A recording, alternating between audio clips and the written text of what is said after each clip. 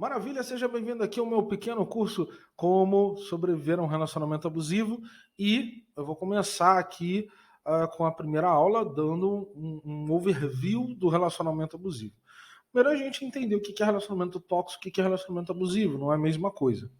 Relacionamento tóxico é um relacionamento onde alguém exerce constantemente comportamentos que gerem sofrimento no outro. Pode ser consciente ou inconsciente, mas qualquer relação que o sofrimento é contínuo é uma relação tóxica, ok? Se de vez em quando a pessoa te magoar, é normal, todo mundo pode fazer isso, você pode fazer, a gente evita, mas isso pode acontecer, né? As pessoas erram, as pessoas falham.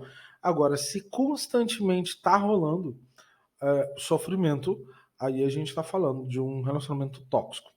E o que é o relacionamento abusivo? É um relacionamento onde tenta se exercer poder sobre o outro, né? Se você quer, se o outro quer ou você quer mudar o comportamento da pessoa, tirar os direitos da pessoa, mudar a pessoa de alguma forma, impedir a pessoa de fazer alguma coisa, modificar como ela age, a conduta dela, isso é relacionamento abusivo. Você está tentando moldar o outro, controlar o outro, né? O outro não tem que passar por isso, e isso é abuso.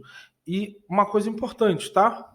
A maioria das vítimas de abuso assimilou algum comportamento abusivo. Isso não faz com que isso amenize a responsabilidade dos atos dela. Isso chama-se relacionamento abusivo retroalimentado, ou seja, os dois alimentam.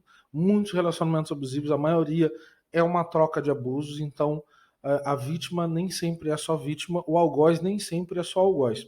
Isso não importa gênero, não importa nada. Então é importante que comportamento abusivo é errado, comportamento tóxico é errado, não importa se o outro fez primeiro, ou está fazendo para se vingar, sempre vai ser errado, beleza?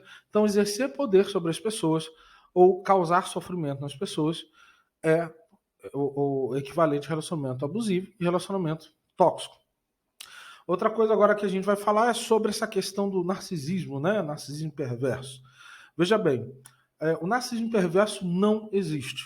É uma psicopatologia inventada na internet, porque não existe isso. Você pegar um livro sobre psicopatologias, sobre semiologia e de transtornos mentais, você não vai achar nada sobre narcisismo perverso, que a gente tem um transtorno de personalidade narcisista, que não é a mesma coisa que as pessoas descrevem no narcisismo perverso. Isso não existe. Narcisismo perverso é uma patologia inventada na internet para colocar qualquer sintoma. Qualquer sintoma vale desde que seja algo ruim, e se bota ali dentro e fala que é um narcisista perverso. Ele parece mais com um antissocial cheio de comorbidades do que qualquer outra coisa. Se você não sabe o que é isso, tanto narcisismo quanto antissocial são transtornos de personalidade. E esses transtornos de personalidade, eles são coisas que qualquer pessoa pode ter, ok? 50% genético, 50% ambiental, e a pessoa que tem raramente consegue perceber. Ou seja, se o seu abusador for um narcisista, se ele for um antissocial, ele não vai perceber que ele é abusivo, ele realmente vai achar que ele tem razão, vai ser difícil que ele perceba que ele está errado. Agora tem uma coisa importante. Narcisismo, antissocial, transtornos de personalidade, isso não é o principal motivo para as pessoas serem abusivas. As pessoas não precisam nem ter uma patologia para serem abusivas. Só padrões de comportamento já são suficientes para as pessoas serem abusivas. Elas não precisam estar passando por nenhuma patologia. Então isso é essencial, porque as pessoas acham que o abusador necessariamente tem patologia. Não. A coisa que mais gera comportamentos tóxicos e abusivos é o machismo, para começar, e em segundo lugar, a própria codependência. Aí eu vou falar sobre isso. O algoz, ou seja, o abusador, nem sempre tem patologia, mas a vítima sempre tem, porque a vítima vai ter uma dependência emocional. Se essa dependência emocional é a patologia, ou se ela é um sintoma de uma outra patologia, aí o terapeuta vai ter que identificar, mas dependência emocional vai existir. Né? Existe a dependência emocional, eu dependo de alguém, existe a chamada codependência, eu dependo de alguém e quero que a outra pessoa dependa de mim também. Ela quer que essa mesma coisa aconteça ali. Basicamente, é uma pequena diferença ali na nomenclatura, só para separar ali um pouquinho do padrão de comportamento, mas nada fora de série com relação a um ao outro. E aí existem até transtornos, né, de personalidade relacionados e outras patologias que podem gerar isso. Veja, comportamentos abusivos, ser abusador, até patologias como ansiedade e depressão podem fazer uma pessoa ser abusiva. E patologia nenhuma também, né? Como é o caso, por exemplo, do machismo. No caso do machismo, a gente não tem nenhuma patologia acontecendo, é um padrão de comportamento e a pessoa vai ter esse comportamento. Então, se você é vítima e você está vendo essa aula, isso é essencial para você entender que você tem um transtorno psicológico. Ninguém fica num relacionamento abusivo sem ter dependência emocional. E o que é essa dependência emocional? É igual droga. É igual droga. Ok? Você tem um vício por essa emoção, você tem um vício por afeto. Não é só querer afeto, é precisar do afeto para sobreviver, é não conseguir se imaginar distante daquela pessoa, daquele afeto específico. É algo muito além, ok? É algo que está adiante e é preciso a gente olhar com atenção para isso, porque, lamentavelmente, como é uma psicopatologia, ou é o problema, né, o transtorno com a dependência, ou é um sintoma de uma outra coisa, como existe esse problema, infelizmente você vai precisar fazer terapia, ok? Você consegue se livrar do abusador, mas você vai cair em outras relações abusivas. Assim que você encontrar uma pessoa que tem um padrão de comportamento controlador, se você tem dependência emocional, você vai se entregar a essa pessoa, porque as pessoas que têm dependência emocional, elas confundem controle com cuidado, com amor. Por isso que as próprias pessoas que têm dependência emocional tendem a ser abusadoras também. É o segundo maior motivo. Veja que nem estamos falando de narcisismo. Segundo maior motivo de pessoas sendo abusadoras depois do machismo é a codependência. Né? É o transtorno com a dependência, essa coisa de depender e querer que o outro dependa. Porque vira uma dependência tóxica. Você, com o tempo, você tem medo de perder a pessoa, fica ciumento. Você é inseguro, fica cobrando a pessoa de fazer determinadas coisas. E aí isso acaba se tornando tóxico. Ciúme, medos, se torna tóxico e abusivo, né? Enfim. Então, esse é mesmo o problema que acontece com a pessoa que, para ser vítima, né, o transtorno psicológico que faz você ser vítima também faz você ser algoz. Por isso que é tão fácil uma vítima assimilar comportamentos abusivos. Então, narcisismo fica lá longe. É raro pessoas narcisistas. Existem estimativas de que 1% da população mundial é narcisista, com uma margem que poderia, muito exorbitantemente, ir até 3%. Se você quer entender o que é um narcisista, o narcisista não é esse psicopata que as pessoas falam, né? Mas o narcisista, ele pode ser, falando claramente, pode ser babaca com uma pessoa. Sabe uma série chamada The Office? Já ouviu falar? Assiste essa série The Office, tem um personagem chamado Michael, acho que é Michael Kyle. Não, Michael Kyle é de outra série. Confundi aqui, relaxa. Michael alguma coisa. Michael Scott. Ele é o do The Office. Ele é um exemplo clássico de narcisista. Chega a ser patético constantemente, é caricatura, né? Mas ele é um narcisista. Ele magoa pessoas, ele faz mal para pessoas, mas é só porque ele olha muito para si. Ele olha tanto para si que ele nem olha para os outros, mas ele olha para si, ele acaba sendo babaca. Mas ali é um exemplo muito clássico do narcisista sendo levado para o humor, mas é puro narcisismo. Se você assistiu essa série, você sabe quem eu estou falando, você vai saber, clássico. E sim, ele pode ser ruim. Mas os abusadores, a maioria dos abusadores, é por causa de machismo e por causa de dependência emocional também. A maioria deles, gritantemente. Existe também o antissocial, ok? O antissocial, o que as pessoas chamam de psicopata, na verdade é uma pessoa que tem transtorno de personalidade antissocial. É uma pessoa que precisa também de tratamento, precisa de ajuda e tudo mais. Agora veja, se você tem um abusador e você... Ah, mas eu quero ficar porque ele vai mudar. Eu tenho uma notícia boa e ruim. Ele pode se mudar, mas ele não pode mudar para você, porque ele ancorou comportamentos para você. Ah, mas e se ele quiser tentar muito? Ele pode tentar. A estimativa de chance é praticamente zero. Para que um abusador mude, ele precisa sair da ancoragem de comportamento dele, ou seja, ele precisa se afastar da pessoa com quem ele é abusivo. Isso significa uma separação minimamente de meses a ano, talvez. Vamos botar aí de 6 meses a 1 ano no mínimo de tratamento, tá? Fazendo terapia, para ele conseguir mudar se ele se esforçar. E aí, de 6 meses a 1 ano, ele muda. Vamos colocar essa média aí. Aí, se ele quiser, ele pode até retornar a conviver com a pessoa. Significa que vai funcionar? Não. Lembra? Comportamentos ancorados. É difícil para ele mudar com essa pessoa, mas com outras é possível.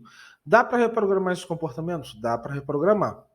Agora, a vítima, depois de 6 meses, se ela tiver em tratamento também, provavelmente ela não vai mais querer ficar com esse abusador, porque ela vai perceber com o tempo que era mais vício, que as virtudes todas que via era mais idealização, que aquela pessoa não é exatamente como ela via, e essa idealização ela vai fazer diferença ali para ter uma continuidade desse relacionamento, né? Porque é uma pessoa que estava enfeitada pela idealização e agora não tem mais. Então, se a pessoa que sobrou, né, sem idealização, ainda é uma pessoa que pode envolver a vítima, ela pode até gostar dessa pessoa, mas a gente tem que avaliar se realmente vai acontecer. E vale a pena? Não, não vale. O ideal é tentar separar. Ah, mas eu quero muito, eu gosto muito. Você pode tentar. As chances de darem certo são muito baixas. Mas você, seu terapeuta e as pessoas que estiverem envolvidas nesse processo vão tentar fazer o seu melhor para fazer com que as coisas deem certo. Mas as chances são baixas. É um trabalho difícil, ok? São os 10 trabalhos de Hércules na versão dependência emocional. É bem difícil de fazer isso, beleza? Então, desde que a gente agora compreende o que quem tem, quem não tem patologia e tudo mais, vamos descobrir como é que a gente lida com isso. Primeiro tem a parte comportamental, inteligência emocional. Quando você estiver fazendo terapia, e presta atenção, se você é vítima, você precisa fazer terapia, ok? Precisa porque você tem dependência emocional. Você vai se livrar do abusador e vai entrar em outras relações. Pode perguntar aí. Pode perguntar para quem você quiser, porque quem já entrou em uma relação abusiva nunca é só uma, é duas, é três, é quatro. Se você está na primeira, então corre e já faz terapia para poder sair. Você se livra do abusador, mas a dependência emocional fica se não for tratada. Beleza? Se for tratado, você vai cair de novo em outra relação abusiva. Ou pior, na minha opinião, você se tornar um algoz. Você se tornar abusiva. Aí você não cai mais, mas você vira abusivo. E aí você vira aquilo que você mais odiava, aquilo que você mais temia, aquilo que você mais desprezava. Você vai ser para outra pessoa. Inclusive, é importante comentar que muitas vezes pessoas que sofrem abuso, elas exercem abuso sobre pessoas que elas consideram mais vulneráveis, né? Que elas tenham menos poder. E aí, o que acontece? Às vezes, abusadores, seja homem ou mulher, né? Uma vítima que virou abusiva. Ela pode ser abusiva com filhos, essa vítima pode ser abusiva com os pais, essa vítima pode ser abusiva com funcionários, com amigos. Então, qualquer pessoa que pareça que há uma superioridade ali, de autoridade ou alguma coisa assim, pode ser que essa pessoa se torne abusiva. É muito comum que essa pessoa, seja homem ou mulher, que passou por um relacionamento abusivo, vá ser abusivo com os filhos. Isso é complicado, isso aí é difícil, mas é importante lembrar. Então, essa primeira aula aqui é para a gente entender o que está acontecendo com você e o que tem que fazer. Como é que se livra da dependência emocional? Terapia. Ah, mas eu posso ir para a igreja? Terapia. Quando você quebra a perna, você vai engessar ou você vai para a igreja? Você pode engessar e ir para a igreja. Aí você pede, Deus, cura aqui mais rápido, por favor. mas você vai engessar. Você não vai com a perna molengando para dentro da igreja. Deus, está no lugar, engesse. Não vai fazer. O pastor mesmo vai levar você para algum lugar. Se você estiver num terreiro, vai ser a mesma coisa. O pai de santo vai, vou levar você para o hospital. Qualquer lugar que você tiver, de qualquer religião, vão te levar para o hospital. É a mesma coisa. Então não seja irresponsável, né? Tem coisas que, por mais que você tenha a sua fé, seja ela qual for, você sabe que você precisa de um tratamento. Então, é a mesma coisa, né? Que nem algumas pessoas tentam colocar isso como uma solução. Não, faz parte do processo como grupo de apoio e tudo mais, tem a sua fé, seja qual for a sua fé, é válido, cai dentro. Mas não abandona o tratamento. Se você abandona a ideia do tratamento, que é o que realmente você precisa fazer, é complicado. É que nem a pessoa tem um problema no coração, não vou tomar remédio, vou só, né, naquele lugar específico que eu gosto. Isso vai dar problema, isso vai causar problema. Isso porque a gente vê acontecer continuamente, tá? Então a gente vê isso acontecer. E se você é de alguma religião e você quer falar com a pessoa que tem dependência emocional, não faz isso. Você não tem capacidade para identificar o que essa pessoa precisa ou não. Você não tem treinamento para isso, você não tem estudo para isso. Faz isso. Deixe essa pessoa lidar com os profissionais. Se ela quiser ir numa religião, ela vai, seja qual for a religião, ela vai lá e vai buscar ajuda. E você vai ser grupo de apoio, você vai ser parceiro, você vai fazer parte desse processo, mas precisa acontecer naturalmente. É uma coisa que é inevitável aí para se fazer. Segunda coisa, não, terceira, quarta, nem lembro mais aqui de ponto que tá. De qualquer forma, se você não fizer isso, se você não tentar ficar trazendo essa pessoa para esse lado, você vai estar ajudando muito mais essa pessoa. Orienta essa pessoa a fazer terapia, orienta essa pessoa a procurar o profissional que ela quiser, que ela se sentir à vontade e se cuidar, ok? É essencial isso. A vítima sempre tem a patologia que vai vir da dependência emocional e pode ser uma outra ou própria codependência, depende, como eu já disse, mas sempre vai ter. Abusador, não necessariamente, isso não diminui a responsabilidade de atos deles, tá? Todo mundo tem responsabilidade de atos e se uma pessoa tem uma patologia ou não tem uma patologia, isso não muda. A responsabilidade dela pelos atos dela continua sendo a mesma. E é isso que a gente tem que se focar, tá bom? Bom, a primeira dica é essa. A primeira aula é essa, é você entender o que está acontecendo com você e a partir daí a gente elaborar os próximos passos, ok? É isso aí, um abraço.